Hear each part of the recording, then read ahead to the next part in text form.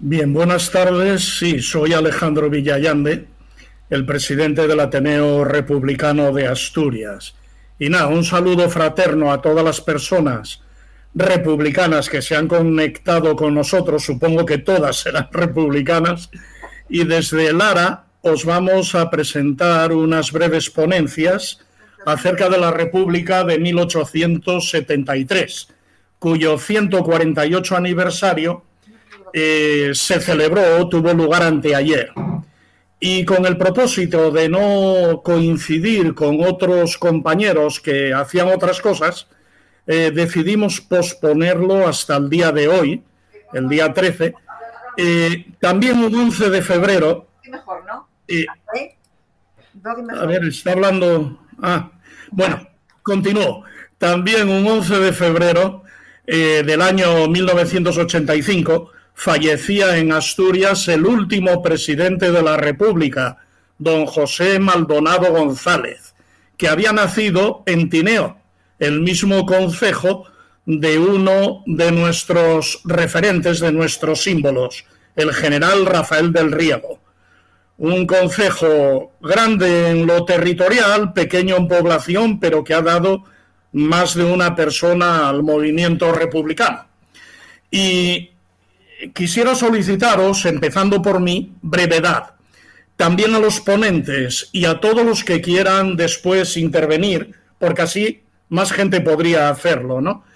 Y sin nada más, bienvenidos, salud y república, y que la veamos pronto. Y voy a dar paso a nuestro secretario otra vez, a Miguel, que va a moderar el acto. Los ponentes, no dije quiénes eran, bueno, Faustino Zapico y José Luis Iglesias, ya lo había dicho Miguel, y Miguel va a moderar el acto y va a quitarnos la palabra cuando nos excedamos. Yo espero no haberme excedido. Así que venga, otra vez, salud y república.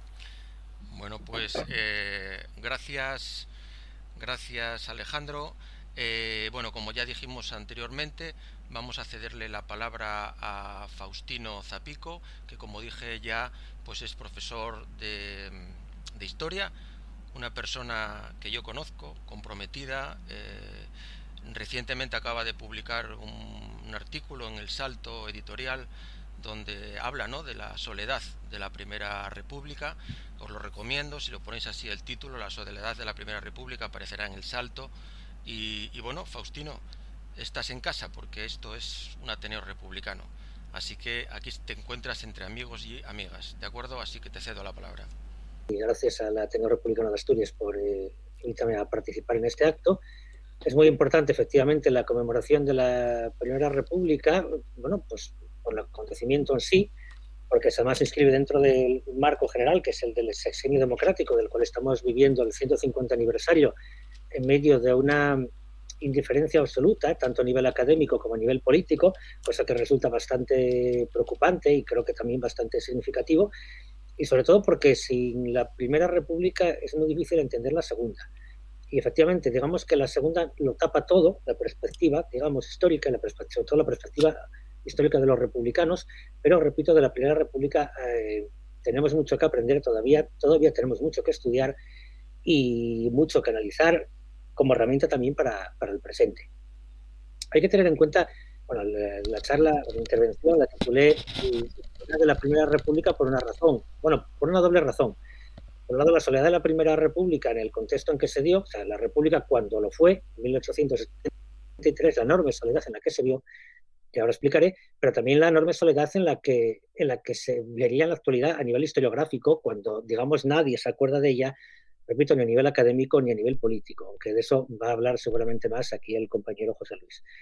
Bien, hay que tener en cuenta que la República de 1873 es consecuencia directa de la Revolución de 1868. En 1868 se inicia la llamada La Gloriosa, una insurrección cívico-militar que acaba, bueno, pues con la monarquía de Isabel II y se forma un gobierno provisional, se convocan las primeras elecciones por sufragio universal masculino, eso sí, con una época en la que el universo era masculino, en la historia de España, pero en un momento en que el único país de Europa donde existía el sufragio universal masculino era Suiza. ¿vale? Entonces, en ese contexto, donde era también la única república que había en Europa junto con la de San Marino. Entonces, en ese contexto, en España se acaba la monarquía, se forma un gobierno provisional, se convocan unas elecciones o una asamblea constituyente por sufragio universal masculino y se aprueba una constitución a consecuencia de esas elecciones, que es la Constitución de 1869, que va a ser la que esté en vigor durante todo el periodo, incluido el de la Primera República, porque en la República no dio tiempo a aprobar y a meter en vigor una constitución republicana, pero una constitución, repito, que es la más democrática en ese momento, la más democrática del continente europeo. Tendemos muchas veces a autoflagelarnos viendo un poco la excepcionalidad española o cómo España va a contrapelo en la historia, sobre todo en la historia contemporánea, y eso muchas veces es verdad, pero hay que decir que no siempre es para mal. Es decir, España se quedó fuera de una serie de ciclos revolucionarios de 1830, de 1848, pero muchas veces eso en sí no es necesariamente malo.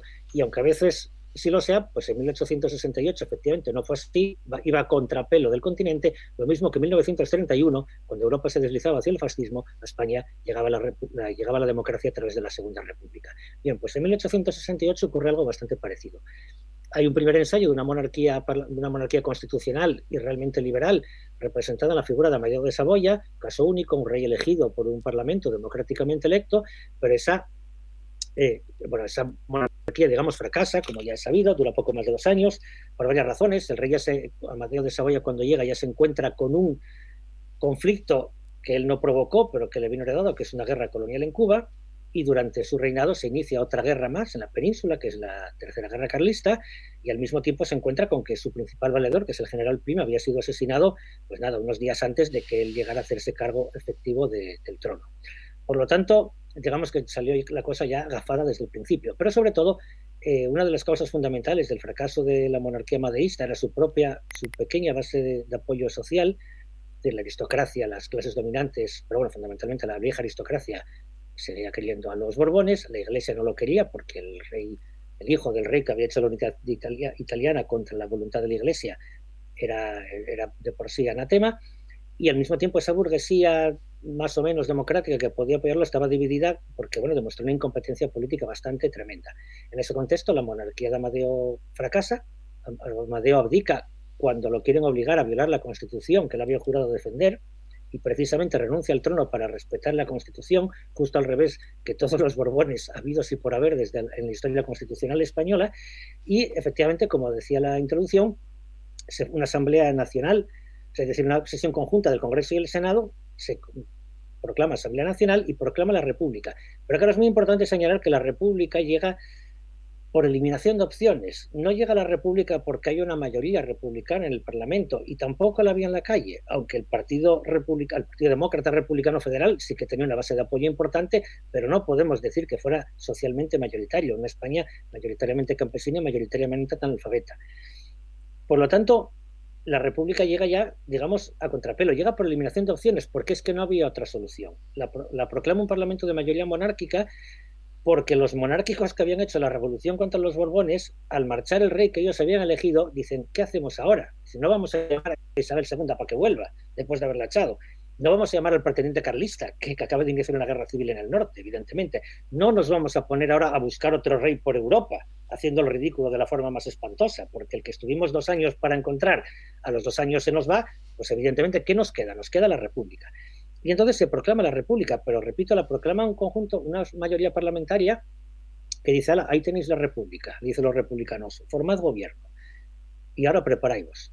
Porque eso fue lo que ocurrió. Es decir, los 2 partidos del bloque madeísta, es decir, el Partido Radical y el Partido Constitucional, se van a sumar a un boicot permanente contra la República, la naciente República y sus diferentes gobiernos provisionales.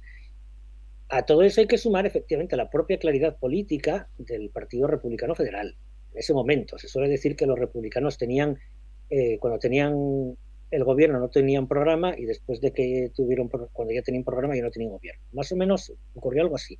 Entonces el Partido Republicano Federal está dividido en varias corrientes, se encuentra formando gobierno siendo minoría en la Cámara, se convocan unas elecciones a Cortes Constituyentes que son boicoteadas por los partidos amadeístas, con lo cual tienen un Parlamento con una mayoría muy amplia, pero que no es realmente representativa, por lo tanto, pues se calcula que menos de un 30% del electorado, y en ese contexto se tienen que poner a gobernar el país, elaborar una constitución y al mismo tiempo enfrentar a dos guerras, una guerra carlista en el norte y una guerra colonial en Cuba. Es decir, la tormenta, ¿qué podía salir mal? Bueno, pues claro, salió mal todo.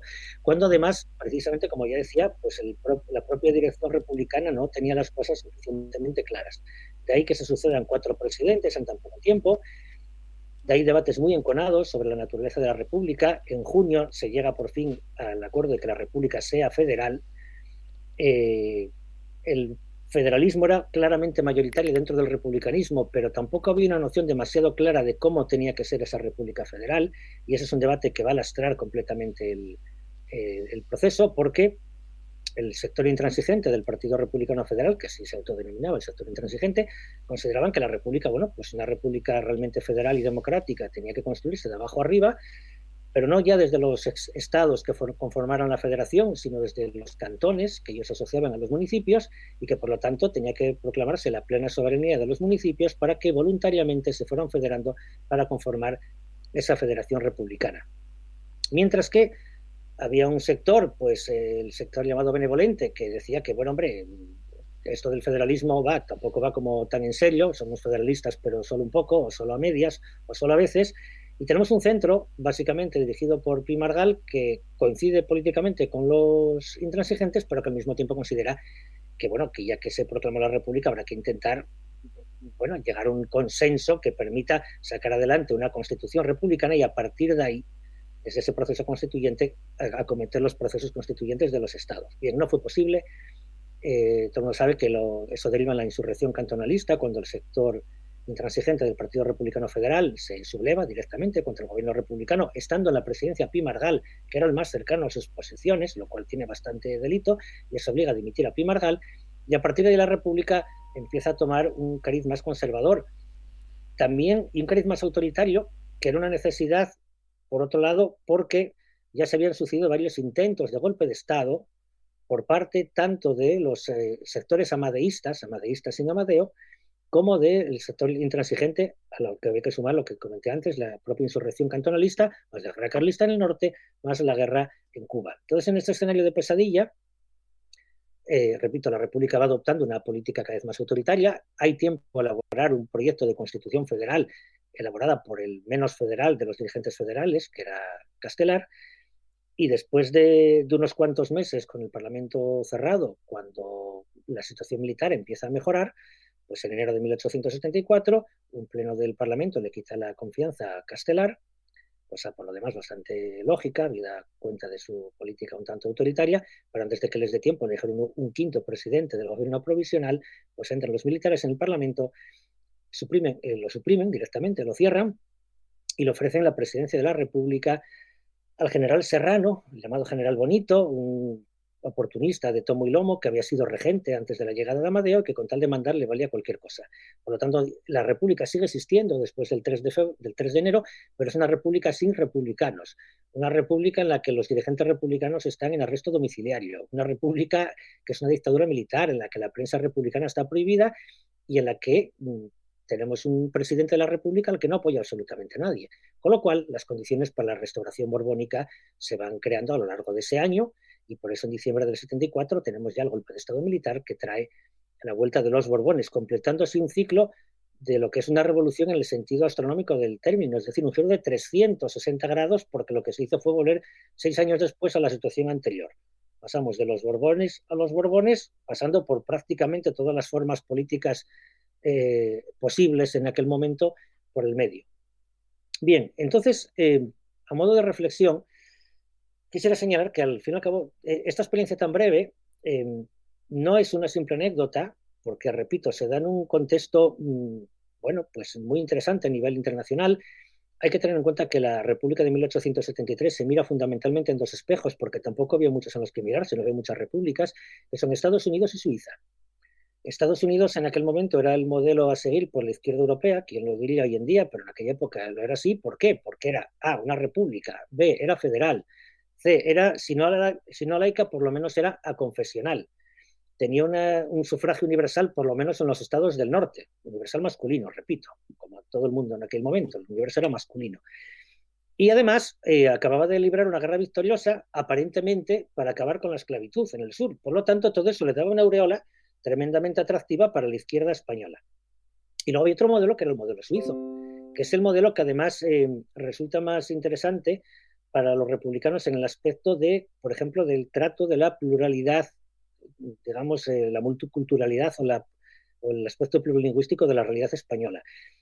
La República del 73 no es una república plurinacional, es decir, todas las repúblicas plurinacionales es más propio del siglo XX, pero sí que anticipa un tipo de republicanismo, repito, la Suiza, que posteriormente se irá desarrollando teóricamente por los republicanos federales ya en tiempos de la Restauración, hasta llegar a una especie de federalismo plurilingüístico y pluricultural que creo que sigue teniendo una gran validez política hoy en día, o por lo menos sí que merecería bastante más estudio del que se le está dando, tanto a nivel académico, repito, como a nivel político. Además, en todo caso, también otra de las enseñanzas que nos deja la República, ya voy acabando para no excederme en el tiempo, es la evidente necesidad de que la República, para asentarse, tenía que apoyarse en las clases populares. Y ahí sí que la República falló. Falló por razones externas y por razones internas. Es decir, falló los propios dirigentes republicanos, muchos de ellos no estuvieron a la altura de la situación, pero también es verdad que el contexto en el que estaban era absolutamente endiablado y era un auténtico campo minado. Pero lo más trágico de la República es que precisamente uno de los actores de su naufragio fueron aquellos sectores intransigentes del Partido Republicano que decidieron hacer la guerra por su cuenta, boicoteando a un gobierno que con eso pues ya directamente estaba sentenciado.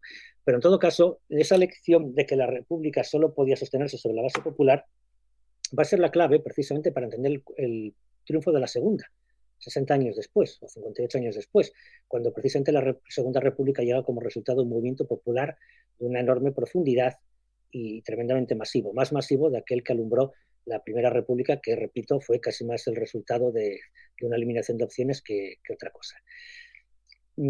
Ya sin más, simplemente una brevísima reflexión sobre lo que viene, digamos que será básicamente lo que nos diga José Luis, pero que resulta tremendamente, y esa es la otra soledad de la República, que hoy en día, estando en 150 aniversario, repito, del sexenio democrático, de la aprobación de la primera constitución democrática de la historia de España y una de las primerísimas de Europa, que no haya ninguna actuación institucional que conmemore eso, es de una gravedad extraordinaria.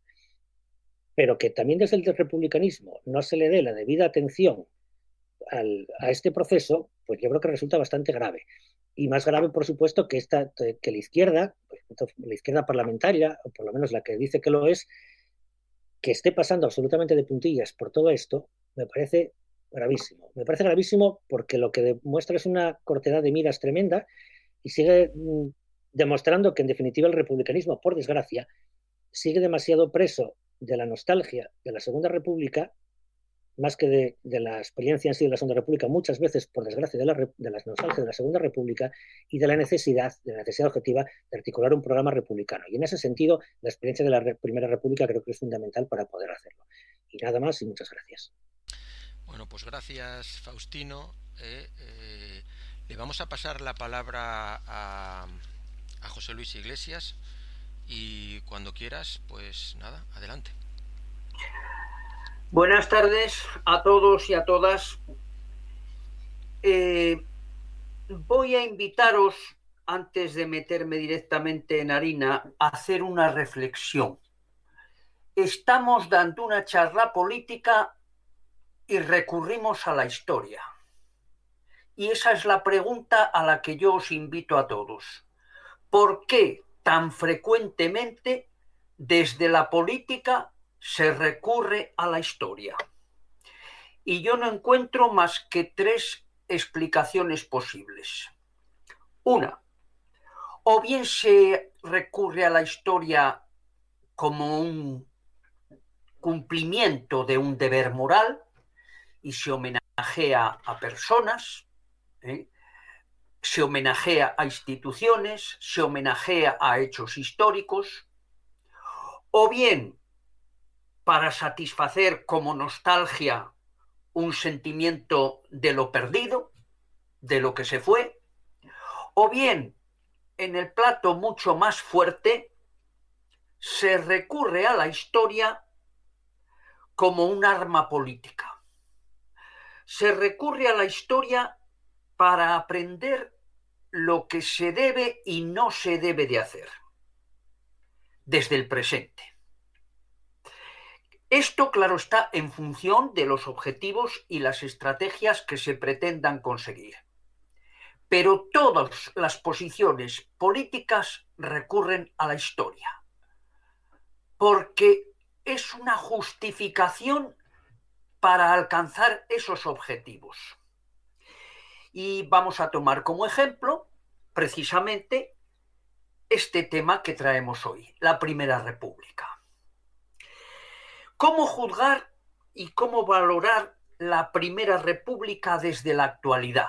Es decir, cómo desde la política se valora y se juzga la Primera República hoy.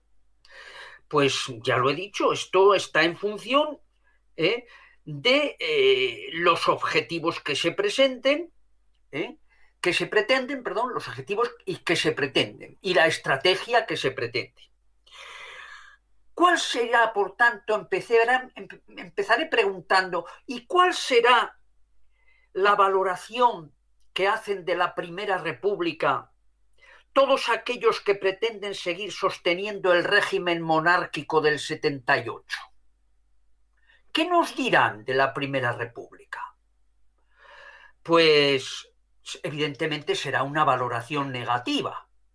Ellos pretenden seguir manteniendo un régimen monárquico que se fundó en el 78, que lo llaman una democracia, y nos dirán con diversas apreciaciones y con diversos matices, unos más radicales, otros más moderados, pero os vendrán a decir que la República trajo el desorden, el caos, la violencia, fue una república que duró solo 11 meses, las divisiones internas, que tuvo 4 presidentes en esos 11 meses, y llegarán incluso a justificar un golpe de fuerza militar del general Pavía disolviendo el Congreso de los Diputados, porque no había otra manera incluso de salvar a España, porque el cantonalismo amenazaba con deshacer la nación y la patria.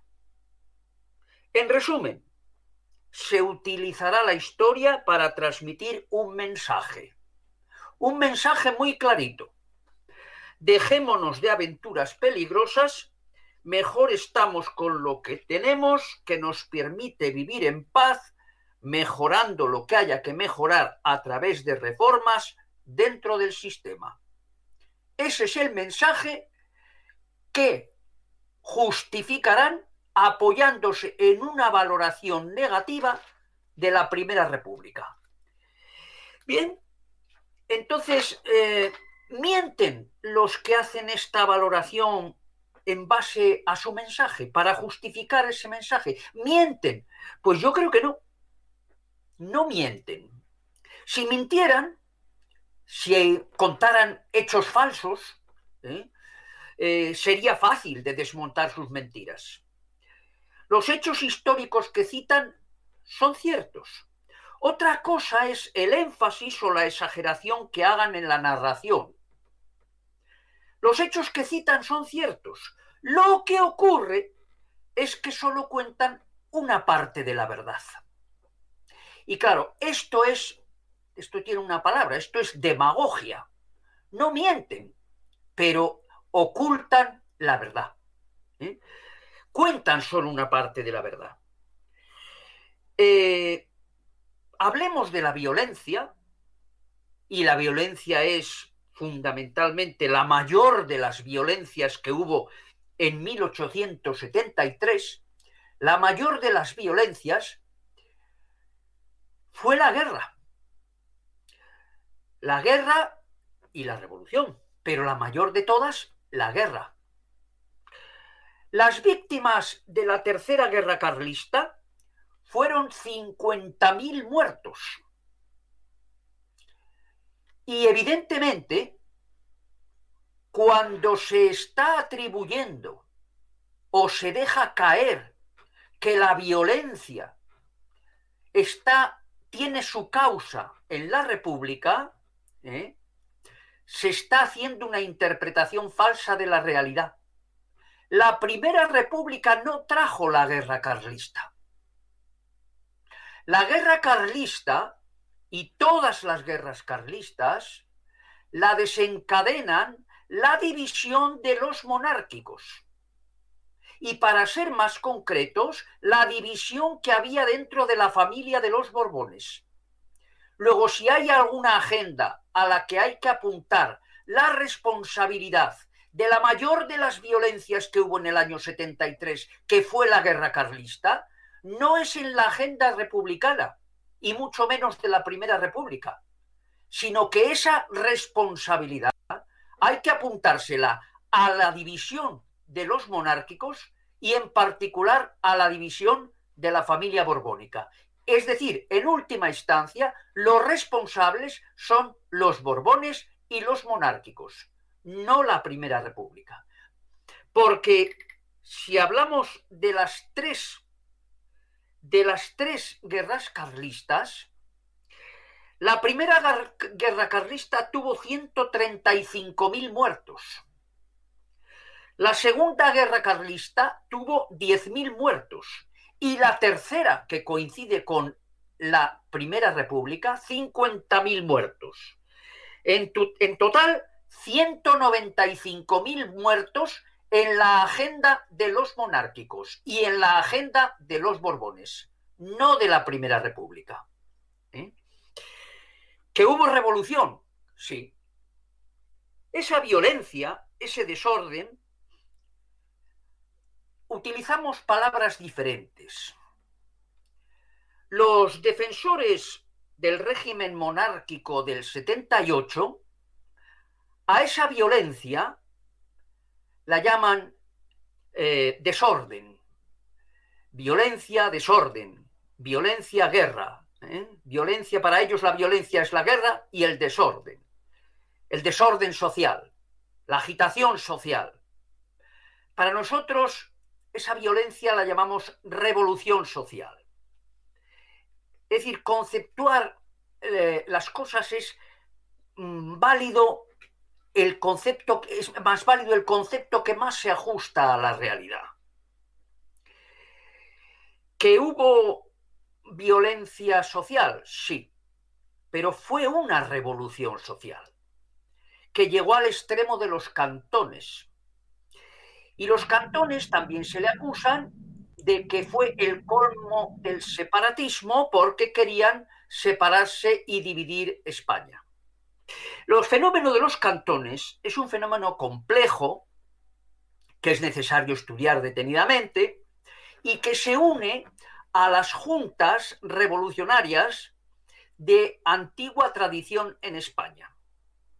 La primera vez que se crean juntas revolucionarias en España son en 1808, cuando los monárquicos, los reyes, se largan de España, los monárquicos se venden a los franceses y el pueblo tiene que constituirse en juntas revolucionarias. Y por cierto, la primera junta revolucionaria se constituye en Asturias, el 25 de mayo de 1808. Y no hemos oído ninguna versión de los que defienden el régimen del 78 de decir que aquellas juntas pretendían dividir España. No, aquellas juntas pretendían construir España de abajo arriba.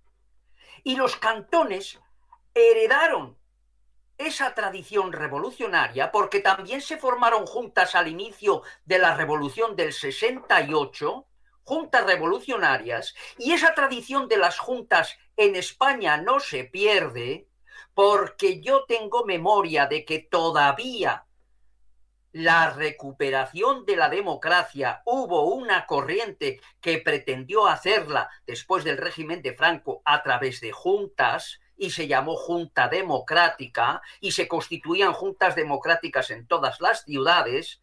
Después la evolución fue muy diferente. Pero es decir, hay una tradición juntista en España que se inicia en 1808 y esa tradición juntista no pretende destruir España, sino que pretende construir España de abajo arriba, no de arriba desde la cúspide de un rey para abajo. Es decir, el tema de los cantones es un tema muy delicado y no se puede admitir la interpretación de que igual que no rompían España, no la rompían las juntas revolucionarias de 1808, tampoco la querían romper los cantones. Los cantones querían formar una España de abajo arriba. Y hablando y volviendo al tema de la violencia, he recogido estos días un dato en el que dice: el bombardeo del cantón de Cartagena comenzó el 26 de noviembre de 1873 sin previo aviso y se prolongó hasta el último día del asedio, el 12 de enero de 1874, contabilizándose en total 27.189 proyectiles, un verdadero diluvio de fuego que causaron 800 heridos y 12 muertos. No encuentro datos, ni creo que los haya, porque hay los archivos militares suelen poner que no se contabilizaron los muertos de aquella revolución social, no se contabilizaron, pero desde luego no estaríamos muy lejos de la cifra de 2.000 muertos en el movimiento cantonal. Y de 2.000 muertos a 50.000 muertos que causó la Tercera Guerra Carlista hay una enorme distancia. Y si los cantones podrían ser asumibles como algo que se origina dentro de la Primera República, desde luego la Guerra Carlista, que se la apunten los monárquicos y que se la apunte la familia Borbón, que es a quien corresponde.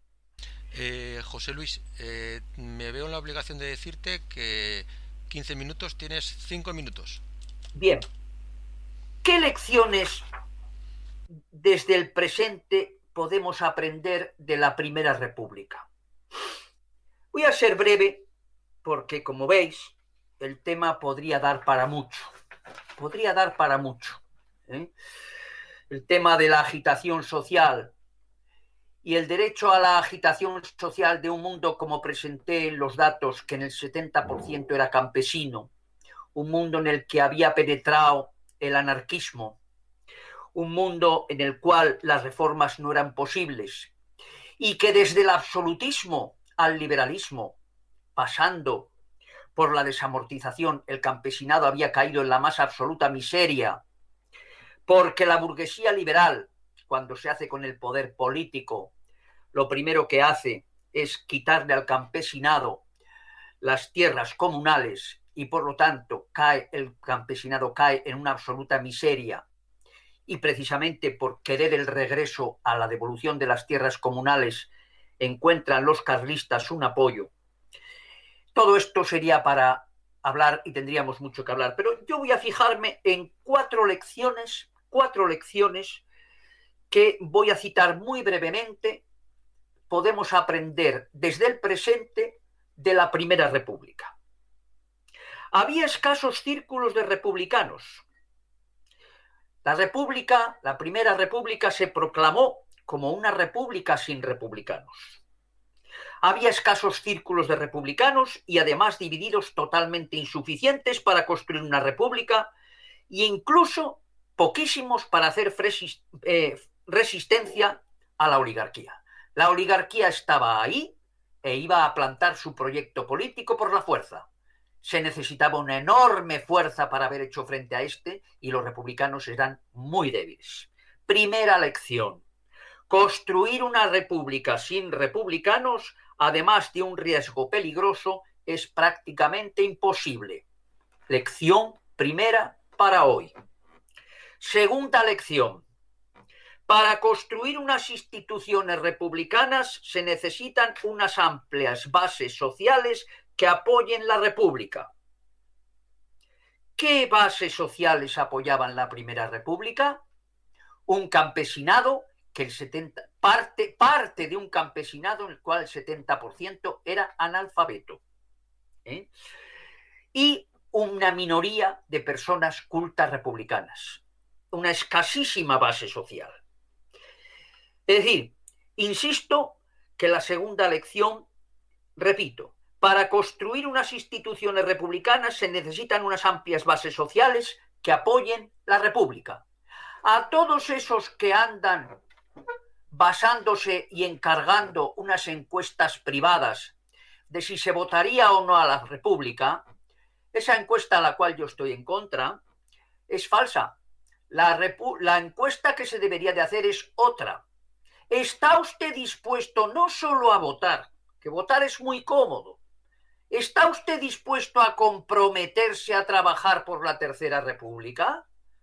Quizá el resultado fuera mucho menor que el sí o sí depositar un voto. ¿Qué me cuesta a mí depositar un voto? No le pregunto eso, le pregunto, ¿está dispuesto usted a comprometerse y a trabajar por la Tercera República?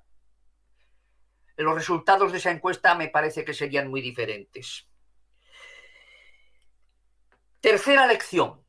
Para conseguir que amplias bases sociales apoyen la República, se necesita un proyecto republicano que convenza a estas bases sociales de que con este proyecto republicano se defienden sus intereses. ¿Qué proyecto tenía la Primera República? Ninguno, porque los republicanos no esperaban ni siquiera que viniera. No había proyecto. El proyecto se empezó a construir cuando se empezó a hacer la Constitución, que no nació. Cuarta lección. Dentro del proyecto político de construcción de la República, el primer capítulo de ese proyecto deberá exponer la estrategia y los pasos a seguir para proclamar la República. ¿Tenían alguna estrategia de proclamación los republicanos para proclamar la Primera República? Ninguno. Se les vino encima de la noche a la mañana con la dimisión de Amadeo. Pero yo me pregunto, ¿tenemos hoy proyecto los republicanos para... ¿tenemos una estrategia para los pasos a seguir para proclamar la República? No lo tenemos, porque francamente eso del referéndum es un vendehumo de decir, es muy fácil, votamos y se resuelve el problema. Votamos y ¿quién organiza el referéndum? El gobierno monárquico. Muchas gracias. Bueno, pues gracias, José Luis.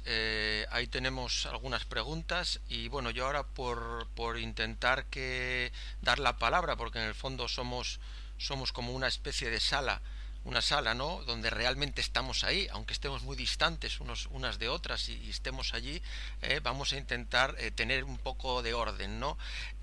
Yo lo que diría sería que, bueno, que aquellas personas que quieran hablar, pues tenéis por ahí una manita que estáis viendo ahí al lado, no sé si la veis, que hay una manita, o si no me levantáis la manita, que os estoy viendo a todas o a todos, o casi todos, no sé, porque algunos están en negro. En negro significa que no os veo vuestra imagen, no es que estén. Bueno, así que si le podéis dar a la manita y yo os voy dando paso. Vamos a hacer una primera ronda. Me gustaría que hablara la gente y luego los ponentes contestaran un poquito, ¿no? Os pido brevedad. Y bueno, si alguien quiere, pues o alguien quiere hablar, pues levanta esa manita o levanta la manita y voy dando palabras, ¿no? A la gente. Bien, no sé si veo alguna. No, de momento no veo ninguna. ¿Hay alguien que haya levantado la mano? Vale, Alejandro, te doy la palabra. Si veo que se va sumando gente, voy a darle la palabra. Pido brevedad, sobre todo, y contestación también de los ponentes, pues acorde a esa brevedad. Alejandro, cuando quieras. Sí, muy breve. La reflexión que yo hago es que nunca llega la República, y menos en España, por sus propios méritos, sino por el cansancio del pueblo y por el desastre de los gobiernos monárquicos. Llovía sobre mojado en 1868. Había mucho descrédito de la monarquía y de sus principales cabezas, ¿no? Desde Isabel II a su madre, María Cristina, que estaba totalmente desacreditada. ¿Había movimiento republicano? Sí, había republicanos. Movimiento es otra historia. Pero sí había republicanos surgieron muchísimas revistas satíricas en la época de gran ingenio, y después hay algo que yo quisiera darle valor, porque creo que es también la gran base de la Segunda República, que es el movimiento intelectual. Claro, en 1873 Clarín tenía 21 años, Galdós tenía 29, todavía no son significativos, pero sí lo son Sanz del Río, Giner de los Ríos, Gumersindo de Azcárate, es decir, todo este movimiento extraordinario de intelectuales, y yo me atrevería a decir que desde el punto de vista de la enorme importancia que le daban a la educación y a la promoción popular, era un movimiento casi único en Europa, extraordinario. Después se juntó mucha otra gente, ¿no? Desde este millonario Sierra Pambley, que tiene todavía la fundación en León, hasta Manuel Bartolomé Cosío, Joaquín Costa. Todo esto va a ser el germen intelectual de la Segunda República. Yo creo que es muy importante, que las bases están ahí, y que había otra cosa que deberíamos de destacar, que es la enorme honradez individual de los republicanos de entonces. Desde Salmerón, que ya sabemos que renuncia a la presidencia por no firmar sentencias de muerte. Por cierto, Salmerón fue catedrático en Oviedo, nunca tomó posesión, pero sí había ganado la plaza de historia en Oviedo, ¿no? Salmerón es uno, pero hay más. Es decir, no olvidemos que Azaña va a morir en Francia. Es curioso, estoy pensando ahora que Azaña murió el mismo día que nació, años antes, claro, Maldonado, el 12 de noviembre. Azaña muere sin una perra en el bolsillo. Hay un ejemplo ya que voy a terminar con él porque a mí siempre me agrada recordarlo, ¿no? Que es el del general Canario.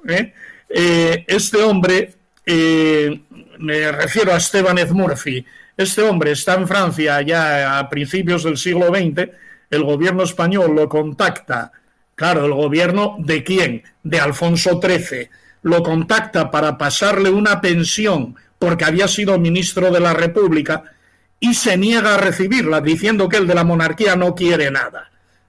Es decir, esta integridad personal debería de ser también una seña de identidad de nosotros, los republicanos, que queremos una república en el país. Y ya digo, las bases están ahí, están ya en la primera. Y nada más. Bueno, Maldonado murió también sin un duro en el bolsillo, o sea que hay muchos. Bueno, entonces, los republicanos tenemos que morirnos sin un duro en el bolsillo, no lo sabemos. No, yo no, yo tengo muchos duros. Bien, no veo ninguna mano levantada, pero sí me gustaría entonces preguntaros a los dos, haceros una pregunta, ¿no? Es decir, o sea, la Primera República, que es lo que estamos conmemorando, ¿qué nos ha enseñado para una hipotética Tercera República? Es decir, el contexto que tenemos ahora mismo, ¿cómo lo analizáis? ¿En qué se parece a la Primera República? ¿O en qué no se parece? ¿Y cuáles son los errores o los aciertos de esa Primera República que deberíamos de tener presentes hoy para una hipotética Tercera República?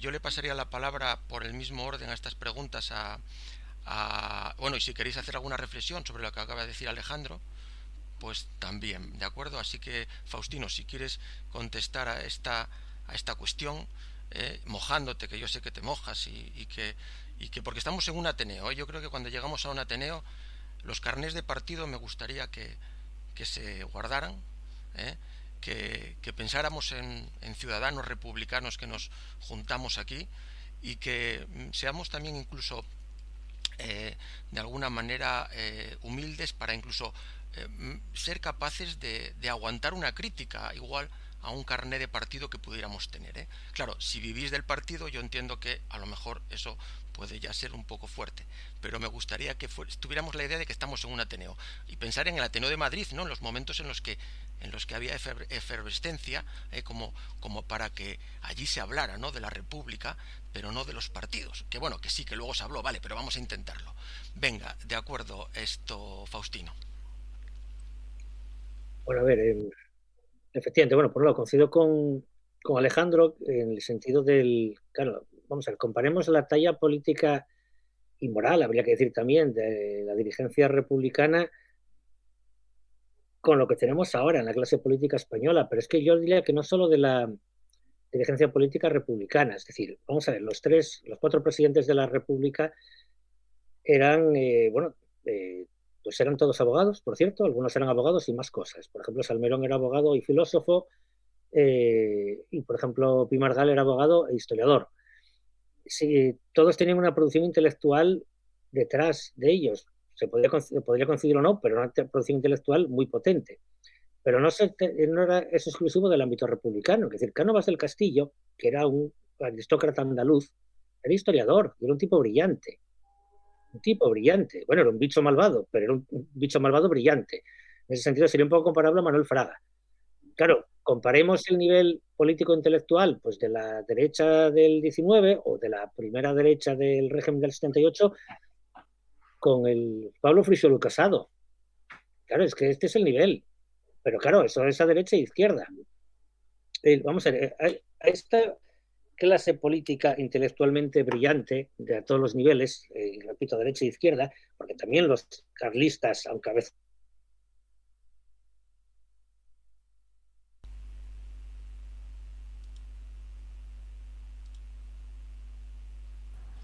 No se oye. No se oye, no se oye. Yo tampoco. no sé por qué se perdió, se oye ahora. Sí. Sí, vale. Que repito, ese ambiente intelectual que es el que genera también un poco la revolución del 68, está atizado por una serie de organizaciones sociales que se van creando a lo largo, digamos, en la larga noche del régimen isabelino, en el que los partidos republicanos no podían actuar legalmente, tenían que actuar como partido demócrata, no se podían llamar partido republicano, eso es importante. Entonces tenían que actuar a través de los ateneos, tenían que actuar a través de la prensa, efectivamente, como bien dice Alejandro, y a través de organizaciones como la masonería, que crean un fermento cultural que eclosiona precisamente en la revolución del 68. Y eso es algo también bastante parecido a lo que pasa en la segunda. Entonces, yo con esto no quiero decir que haya que tener títulos universitarios para ser un dirigente político, porque no estoy diciendo eso en absoluto. Lo que sí es necesario es tener un mínimo conocimiento del mundo en el que estamos, que por desgracia eso no lo vemos. Y efectivamente una altura moral que por desgracia no se ve actualmente en la dirección política, repito, como siempre, en líneas generales. Por último, ¿qué nos enseñó o qué enseñanza sacamos de la primera para la tercera? La necesidad y además creo que es más evidente que nunca, la necesidad de actuar, o sea, la propia concepción de España. ¿Qué modelo de España queremos? Si queremos una España, porque por desgracia yo creo que la crisis catalana lo que demostró es que izquierda y derecha lo que impera es un nacionalismo español tremendamente obtuso a la hora de entender el problema territorial de este país. Es que no se entiende.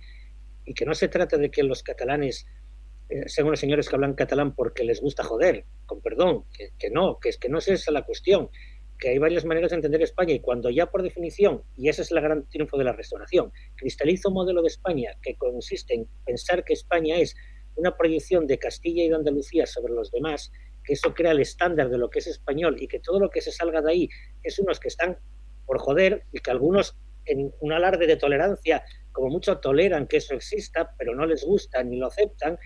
Entonces yo creo que no entendimos absolutamente nada.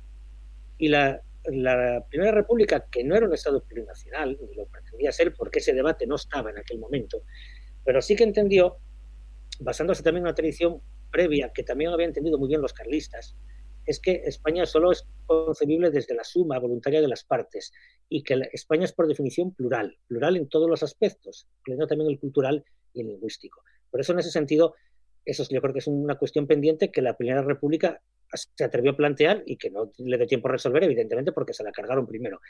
y otra es el apoyo. Claro, la República tiene que venir como resultado, ya lo mencionabais antes, de una marea social. Y sobre todo, una vez que llegas con la mayoría social, también hay que respetar esa mayoría social que te trajo. Quiero decir que eso es un error del primer bienio en muchos aspectos, ¿no? Y de la República, de la Primera República también, claro, no puedes prometer quitar el impuesto de quintas y el impuesto de consumos y luego cuando traes la República no lo quitas. Claro, esa es la cuestión. Hay que cumplir lo que se promete, aunque sea poco, y decir siempre la verdad. Y eso, por desgracia, bueno, pero también es verdad que el contexto en el que se dio la Primera República era absolutamente infernal. Una cosa es decir lo que tenían que haber hecho y otra es verse allí en aquel contexto en el que cada semana te encontrabas con un disgusto cada vez más gordo que el anterior. Muy bien, gracias Faustino. José Luis, una breve respuesta a lo que decía Alejandro, un comentario y a la pregunta que lanzaba. Yo vuelvo a insistir sobre lo mismo, es decir, recurrimos a la historia para el presente. Recurrimos a la historia como un arma que nos sirva para hacer política del presente.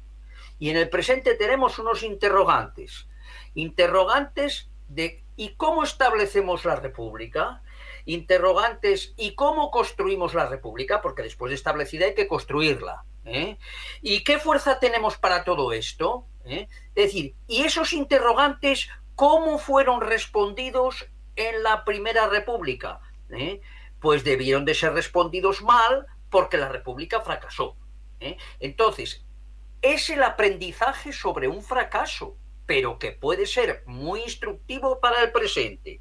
Y yo decía que había 4 respuestas que teníamos que dar en el presente aprendiendo sobre la Primera República. Primero, fue una república sin republicanos. Y no se puede construir una república si no hay republicanos. Republicanos había, sí, pero eran insuficientes. Es decir, las 4 preguntas que yo planteo es, para construir una república que salga adelante tiene que haber dirección, tiene que haber bases sociales que la apoyen, tiene que haber un proyecto político y el primer capítulo de ese proyecto es cómo se proclama. Porque no es lo mismo una república conseguida que una república que nos la traigan otros. Con una república que sea el fracaso del régimen anterior. No va a ser lo mismo que una república que venga por sí misma.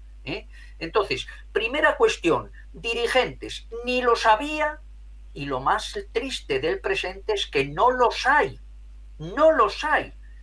Segundo, ¿dónde están esas bases sociales? Esas bases sociales no existían.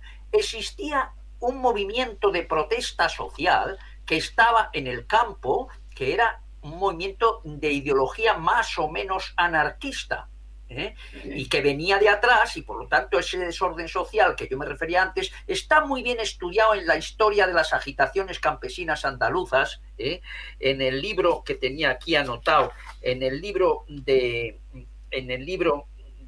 Juan Díaz del Moral, Historia de las agitaciones campesinas andaluzas. Esas agitaciones empezaron mucho antes de la Primera República.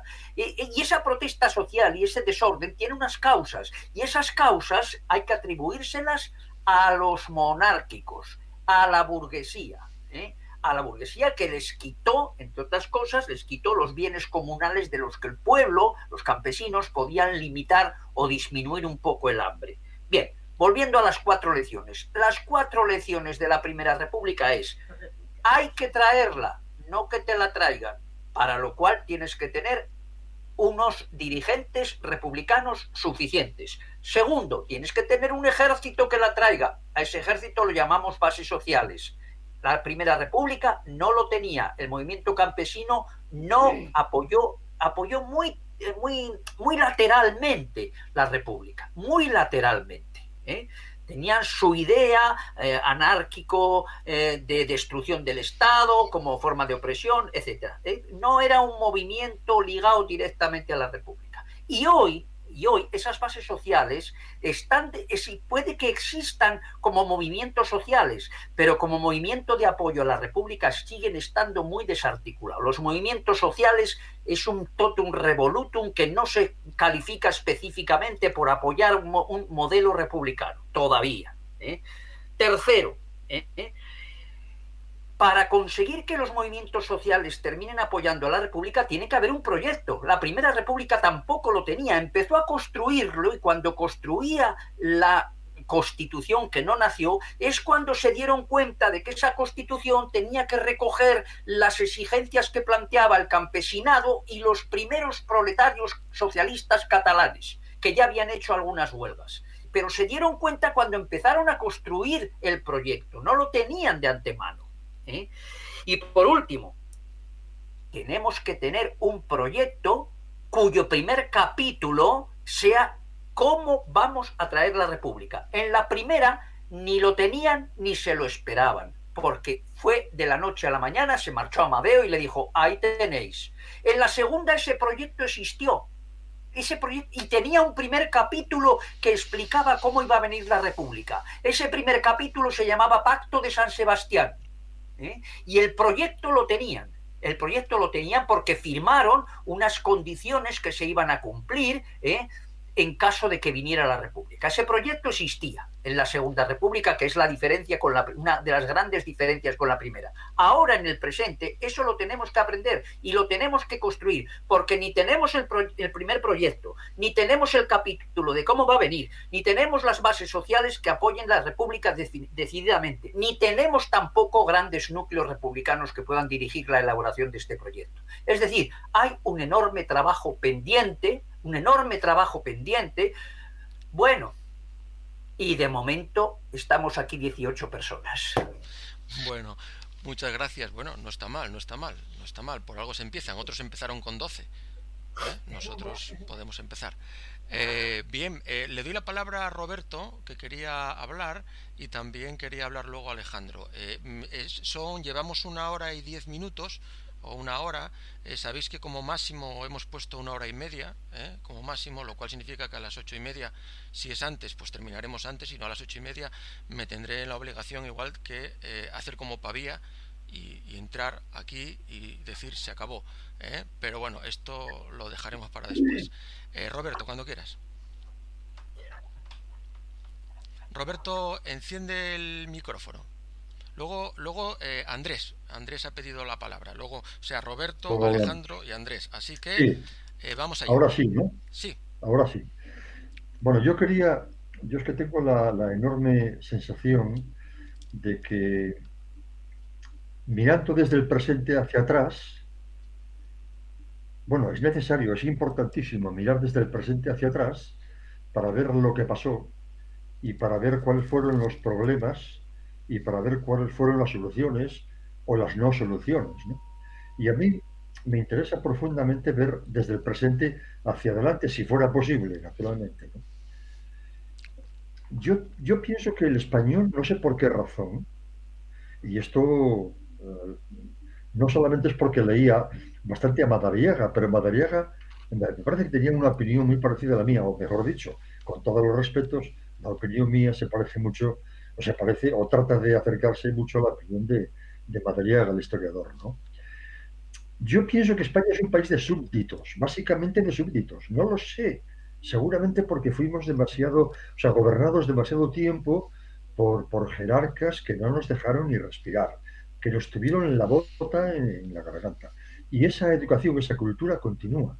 Somos un país, me parece a mí, de súbditos, que nos viene mejor, si no hay líos, nos viene mejor ver cómo nos organizan nuestra vida. Preferimos más que nos organicen nuestra vida que molestarnos nosotros mismos por buscar la forma mejor de solucionarlo de otra manera, en términos generales.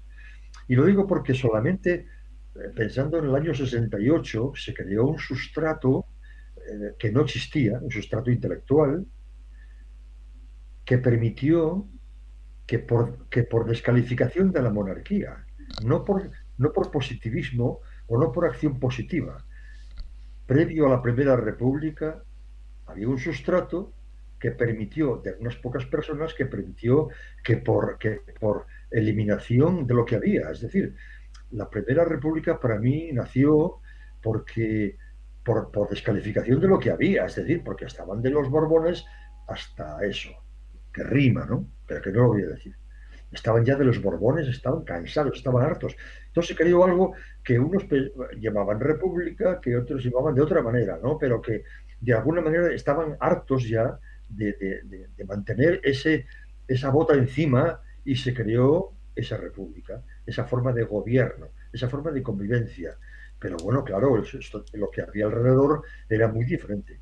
No se pudo respirar en ese momento. Se volvió otra vez a la monarquía, se volvió otra vez a la bota encima de la garganta, se volvió otra vez a tener la sensación de que somos unos subordinados y así caminaríamos muchísimo mejor.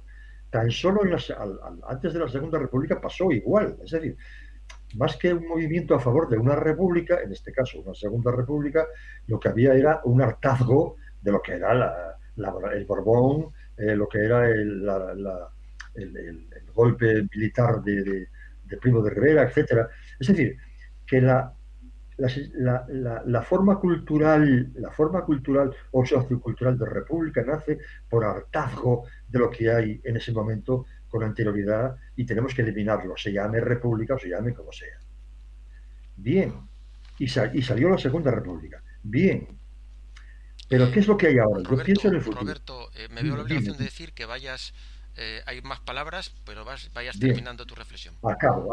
Pero ¿qué hay ahora? Ahora que parecía obligatorio que después de los 40 años de Franco, ese sustrato de personas o de sociedad o de cultura que estarían aplaudiendo con las orejas para que hubiese un sustrato republicano ya más conocido, más consolidado, resulta que ahora, de verdad, en este momento, no hay ninguna posibilidad. Todos los partidos de la derecha y de la izquierda no quieren saber absolutamente nada de lo que es república, ni el concepto de república.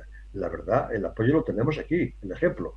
Se está celebrando el aniversario de la Primera República del año 68 y no aparece nadie, ningún político, ni de la izquierda, ni de la extrema izquierda. Aquí no aparece nadie diciendo eso. Por tanto, la ilusión la mantenemos 4 personas, pero que la dificultad para entrar en un concepto, en un nuevo concepto, Tercera República o como sea, de formación de una sociedad cercana a los valores republicanos, no existe. Y ahora menos que en el 31 y menos que en el 1873, menos que todavía. Por tanto, nos invade un pesimismo, a mí me invade un pesimismo que no me hace avanzar, simplemente me uno a las personas que estamos en esta trayectoria para ver si suena la flauta, pero me da la impresión de que ni por casualidad. Bien, gracias Roberto. Ánimo, nada de pesimismo, estamos aquí, es importante las reflexiones y cada momento histórico entiendo que es también diferente. Pero bueno, es una reflexión. Andrés andaba por ahí, si me había pedido la palabra, puedes tomar la palabra activando el micrófono. Había pedido la palabra Andrés. No te escucho, yo no sé si alguien lo escucha. No se está escuchando. Bueno, está diciendo que un segundín, que está intentándolo. Está intentándolo. Vale, sí. Gracias Faustino. Voy dándole la palabra entonces a Alejandro, que empieza por A también. Y venga, Alejandro, tienes otra vez la palabra. Sí, voy a ser más breve. Vamos a ver, la República de 1873 no fracasó, la fracasaron. Las circunstancias eran horrorosas, como ya expusisteis vosotros, ¿no? La guerra carlista duró hasta el 76, o sea que y fue terrible, y había mucho carlismo en Cataluña, en Valencia, no solamente en Navarra, ¿no? Pensar un poco en lo que pasó en Francia, que fue siempre un espejo para nosotros. Es decir, Francia consolidó la República en 1871, después de haber empezado la Revolución en 1789, 90 años después. Es decir, Francia tuvo restauraciones, a pesar de que le cortaron la cabeza a los reyes, ¿no? A los primeros. Así todo, parientes de los reyes reinaron en Francia. Después un sobrino de Napoleón se hizo emperador. Es decir, la suerte que tenemos en España con la monarquía, yo lo dije a veces en plan jocoso, es que nuestros Borbones son autodestructivos. Parece que buscan destruirse continuamente. El cambio de régimen de una monarquía a una república democrática no es sencillo. Y voy a decir más, solamente en épocas de crisis puede ocurrir, como ocurrió con la primera. No olvidemos que la Primera República, y está muy estudiado, había una crisis económica internacional brutal también, que aunque España no estaba metida en el circuito económico de las naciones más avanzadas, también le repercutió, aparte de la guerra en Cuba, en fin, muchas cosas, ¿no? Entonces, yo creo que tenemos, se lo digo a Roberto sobre todo, tenemos que tener perseverancia. No me gusta usar la palabra fe. Tenemos que perseverar, porque cuando llega la ocasión hay que saltar a ella. Tenemos que perseverar. Juan Carlos nos hizo un gran favor, y a lo mejor Felipe, a pesar de que tiene una mujer al lado que seguramente es mucho más lista que él, a lo mejor Felipe sigue haciéndonos favores. Sí veo las carencias que anotáis ahí, voy a terminar, ¿no? Es evidente que partidos que siempre fueron republicanos, el otro día había una encuesta, me parece, por ahí circulando, que la militancia del PSOE se considera republicana, pero cuando el PSOE llega al poder o a compartir el poder, olvidan la república, ¿no? Y son fieles partidos dinásticos.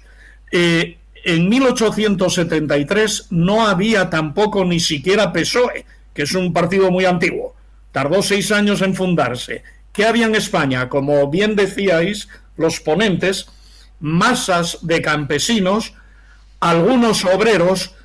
Mi abuelo Alejandro nació en 1872 y nació ya de padre trabajador industrial en Asturias. Es decir, había trabajadores industriales, Asturias, País Vasco y básicamente Cataluña, y punto, ¿no?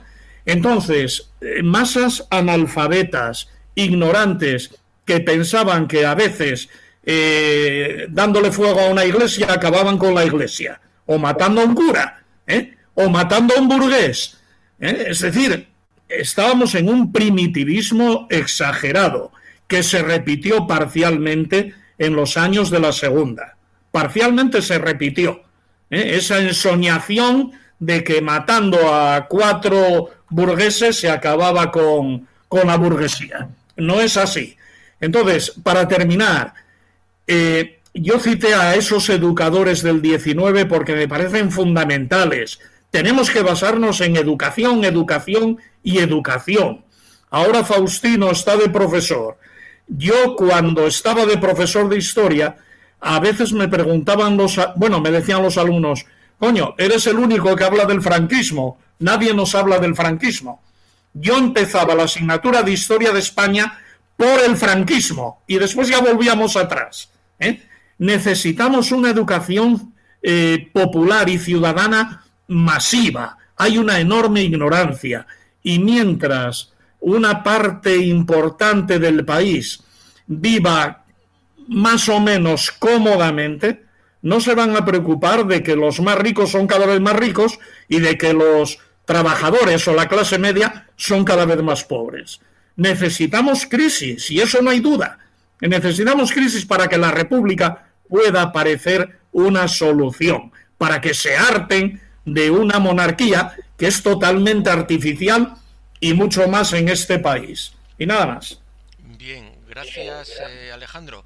Quedan 10 minutos. Bueno, me parece lógico que empezaras por el franquismo para ir a las cavernas después. Vamos a le voy a dar Andrés intenta hablarnos, pero no puede conectar. Sé que José Luis también ha pedido la palabra, pero bueno, voy a leer lo que nos dice Andrés en el chat, ¿no? Dice que simplemente quería hacer constar el tremendo analfabetismo político que reina entre los jóvenes. así como su abulia total en lo concerniente al mundo de la política. Y bueno, que realmente si pretendemos conseguir al final el advenimiento de la Tercera República, hay que realizar una ingente tarea de concienciación y formación de la juventud. Y lo digo por propia experiencia, pues tengo 17 años, lo cual eso nos alegra enormemente, eso lo digo yo, que a día de hoy está paradójicamente cayendo en el área de influencia de la derecha reaccionaria. Bueno, dicho esto, le paso la palabra. Gracias por ser tan joven, que eso no es mérito tuyo, Andrés, pero por estar aquí. No sé si por influencia de Faustino, que igual es tu profesor y que igual tiene que subirte la nota, no lo sé, eso ya me lo pongo yo así porque sí. Le paso la palabra. Solamente una cosa, Miguel, que tenemos aquí caras que yo desconozco. Bueno, aquí una Maravillas de Tudela, bien. Maite, podrían presentarse. Sí, no pasa nada, no las vamos a atosigar, están dando la cara, que esto es lo más importante, es como si fuera una charla.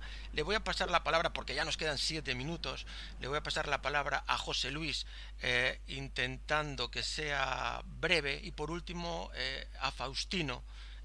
Y yo creo que con estas 2 palabras, si es que Ramón Palat también quiere hablar, por lo tanto se la voy a pasar a Ramón primero, porque no ha hablado.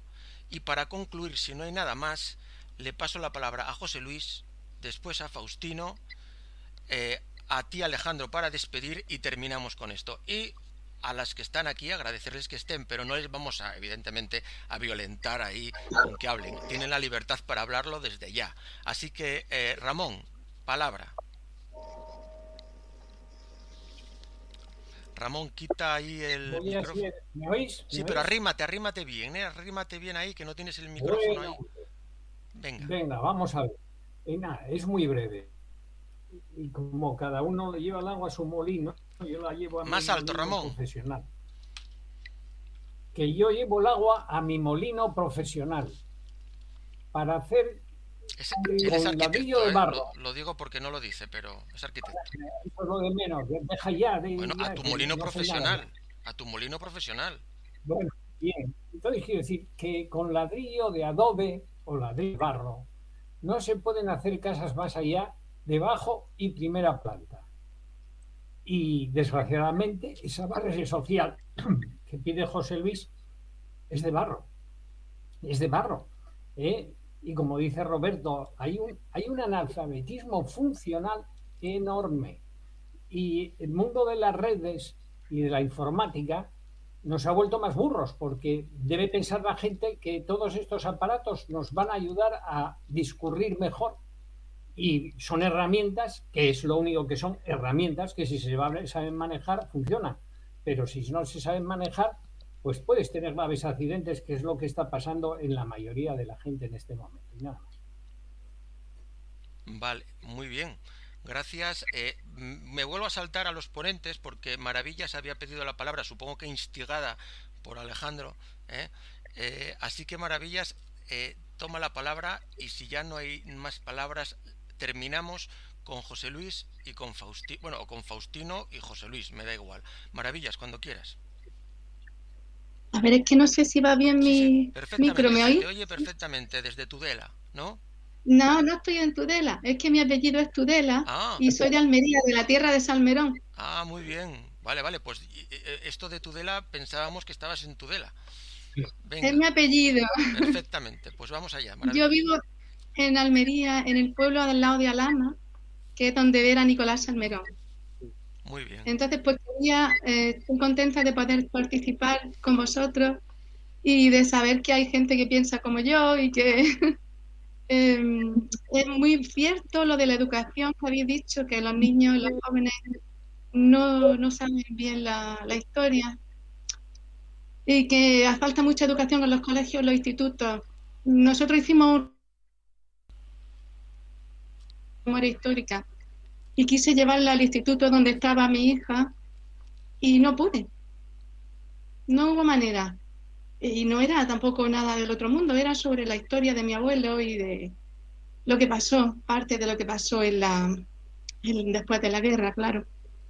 Y ahí está una de las principales bases de que la República y que de todo por lo que se lucha no vaya adelante en la educación.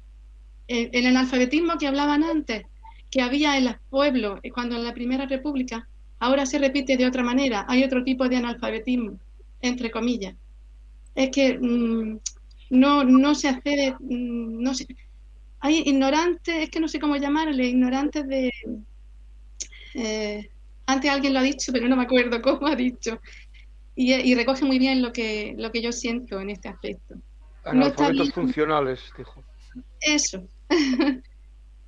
Analfabetos de otra manera, como no eran los que había, los campesinados que había dicho antes y las masas que había en aquella época de obreros, ahora no son así, pero son de otro tipo de analfabetos.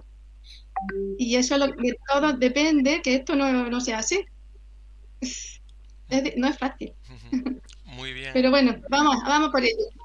Muy bien, gracias Maravillas y bueno. Analfabetos políticos y sociales. Bien. Eso. Analfabetos políticos y sociales. Bien, pues lo ha aclarado Roberto. Bueno, pues entonces ya vamos a ir terminando. 3 minutos, así que José Luis, final. Alejandro comenzó su intervención mostrándonos una vez más, recurriendo a la historia, lo difícil que fue implantar la República en Francia. Difícil, largo, costoso. Mirad, queremos un cambio en la forma de gobierno, en la forma de Estado, no de gobierno, nada menos que de Estado. Ese es un problema muy difícil, muy complicado, y por lo tanto, lo primero que tengo que deciros a todos y a todas es que desconfiéis de todos aquellos que os ofrecen soluciones fáciles. Son vendedores de humo. Los problemas difíciles no tienen soluciones fáciles. Y sobre todo desconfiar de aquellos que vienen diciendo que todo se arregla depositando un papelito en una urna. Ese método nos lo han vendido muchas veces para solucionar otros problemas que también son muy difíciles y vemos que a la postre no se solucionan. Porque los problemas difíciles no tienen soluciones fáciles. Y además eso mismo tiene una enorme dificultad. Y es que ese producto se vende muy bien porque el que lo va a comprar está deseando comprarlo. Está deseando comprar un producto que le ofrezca una solución fácil a un problema difícil. Y por lo tanto lo va a comprar mucha gente. Pero es falso. Es una solución falsa. No vendrá la República por las urnas. De eso estar convencidos. Es decir, un referéndum no traerá la República. Unas elecciones ya la trajo. Pero para eso había un pacto y un programa, que fueron las elecciones municipales. Eso es muy distinto a un referéndum. Eso es muy distinto. Bien, otra cosa que quería deciros es que en la República que siempre se dice que hay mucho analfabetismo, que desconfiemos también de que nos vaya a formar conciencia republicana, un aparato del Estado monárquico. Y no nos olvidemos que el sistema educativo forma parte del aparato del Estado monárquico. Es una enorme contradicción pensar que el aparato del Estado monárquico se va a dedicar a formar republicanos. Mirad, el franquismo tenía un aparato del Estado muy represivo y también en la educación. Y surgieron las comisiones obreras y surgió un movimiento obrero muy politizado, muy avanzado y bastante formado. Y esa formación no se adquirió en las aulas. Cuando la gente toma conciencia, adquiere la educación sin necesidad del sistema educativo, precisamente porque el sistema educativo no nos la va a dar. Es decir, que hay que reformarlo, que hay que intentar conseguir espacios, sí. Y evidentemente incluso dentro del sistema educativo hay gente muy crítica, pero no olvidemos nunca que ese sistema educativo forma parte de un Estado monárquico cuyo programa fundamental no es la formación de conciencia republicana. Esa conciencia republicana habrá que adquirirla fuera, igual que las comisiones obreras y el movimiento sindical y el movimiento antifranquista se formó fuera de las aulas. Nada más. Bien, esto... José Luis, que fue inspector de educación, supongo que cuando dice eso sabrá lo que está diciendo. Bien, pidió la palabra Delia, me parece, y quería que hablar, luego te paso Faustino y ya terminamos, ¿de acuerdo? Le voy a dar la palabra a Delia porque creo que se me escapó. Están presentes aquí unos socios de ¿De Francia? Sí, que a Michel y señora. Michel, gracias a todos y sobre todo a Michel y señora desde tan lejos. Muchas gracias, Michel. Muy bien. Gracias por estar. Y ya por último, entonces no están en Santianes, están en Francia. En Derac. Vale, o sea que estáis en la República. Bueno, otro día ya hablamos, ¿no?, sobre ese tema, porque tenemos muchas cosas que hablar. Bien, Faustino, ahí ya te pediría ya una conclusión desde tu punto de vista, ¿no? Que te dejes, que te sueltes y que termines como quieras. Bueno, a ver, sí, voy a intentar efectivamente ser breve. Vamos a ver, yo creo que a veces caemos un poco en el tópico de la autoflagelación y pensar que ese es un país de burros integrales, ¿no? Pero bueno, el analfabetismo político, que sí, que es verdad, pero no creo que lo sea particularmente grande. O por lo menos si hay más que un país de súbditos, yo creo que este es un país con una ausencia muy grande de cultura democrática, consecuencia efectivamente de 40 años de fascismo y 40 años de amnesia. Y eso genera un discurso dominante que es muy difícil de contrarrestar. Pero no es un país particularmente de súbditos, ni lo fue históricamente. Quiero decir, bueno, es un país en el que hay una revolución en 1868. Y es un país en el que hay 3 guerras carlistas, que para echarse al monte con los carlistas, bueno, aunque vuelvo a decir, tenemos una imagen un poco caricaturesca de los carlistas, pero lo hacían por algo, y no eran precisamente súbditos, que se echaban al monte a pegar tiros para acabar con el régimen liberal, porque atentaba contra sus intereses. A lo mejor era la respuesta equivocada, pero desde luego muy sumisos no eran, porque, coño, que para echarse al monte hay que tener valor para eso. Y claro, la República en Francia llega en el 71, llega y no llega, porque las elecciones las ganan los monárquicos, y la gran ventaja es que están divididos en 3, los orleanistas, los bonapartistas y los borbónicos de toda la vida, y gracias a eso los republicanos consiguen abrir ese camino y digamos que unos monárquicos se anulan a otros, y por eso quedó la República en Francia. Quiere decir que a veces el contexto hace que incluso en condiciones muy difíciles, pues hay a veces hay carambolas que te favorecen. En el caso de la Primera República no, fue al revés. Las carambolas, digamos que llegó la República, pero digamos lo tenía todo en contra. Pero, a ver, esa imagen a veces de autoflagelarse, vamos a ver, yo antes de la crisis de 2008 era bastante más desesperante que ahora, cuando veías que los chavales tenían una ausencia de cultura política feroz. Y a partir de la crisis de 2008 empiezan a preguntarte de política en clase porque ves que en casa empiezan a hablar de política. Y antes no hablaban en casa de ellos de política. Y a partir de ahí sí empiezan a hablar y empieza un proceso distinto de concienciación. A lo mejor para donde no queremos, pero de concienciación. Hay más republicanos ahora que hace 20 años y que hace 30. Claro que los hay. Muchos eran como el personaje de Molière, que hablaban prosa sin saberlo. Es decir, pero desde luego, la idea de que la monarquía es una institución caduca y estúpida, que no vale absolutamente para nada, la comparte el 90% de la gente joven, incluso los que a lo mejor están políticamente en la derecha reaccionaria, pero que no se enteren. Pero que claro que... Y además yo es algo que veo desde hace años, que cada año me empiezan a preguntar más, profe, pero los críos de la ESO, de primero y segundo de la ESO, ¿pero un rey para qué vale? ¿Para qué vale? O sea, la pregunta, claro, no oye los valores republicanos, no, un rey, pero eso ¿para qué tal? ¿Para qué vale? ¿De qué sentido tiene? Claro, uno aprovecha y cuenta lo de él, lógicamente, pero vamos, pero que es algo que ya está en ellos y está metido, y esos no los vas a convencer de las virtudes de Juan Carlos, porque para ellos Juan Carlos es un señor mayor que anda por ahí, bueno, cazando y de putas. Y bueno, yo aprovecho yo también para contar que se cargó al hermano, claro. Por ejemplo, ese tipo de cosas. Y es un proceso que evidentemente lleva generaciones, por desgracia, a sacar adelante, y es una guerra cultural. Efectivamente, es una guerra cultural. ¿Cuál es el problema? Que podíamos haber avanzado mucho en los últimos años en el aspecto político y no lo avanzamos porque quien tenía que hacer el papel de avanzadilla hizo de cortafuegos. Pero eso sería otro debate. Y ahí lo dejo. Muy bien, pues nada, voy a pasarle la palabra a Alejandro para que lo finalice. El altavoz, Miguel. Dime. Miguel, el altavoz. Vale. Sí, perdona, sí, estaba yo. Voy a pasarle la palabra a Alejandro para finalizar. Simplemente una anécdota, ya sé que igual es porque, bueno, ya que tengo el micrófono y el control, pues os puedo ahí Ayer mi hija, mientras preparaba las cosas estas, de 8 años, tengo una de 19, otra de 8, la hija de 8 me preguntaba que si ella de mayor es monárquica, que si la dejaría. Yo le dije que desde luego que sí. Luego me preguntó qué era eso del republicanismo. Yo le dije que precisamente era eso, era dejarle ser libre. Nada, le paso la palabra a Alejandro y que despida el acto. A ver esa hija, ¿eh? Bueno,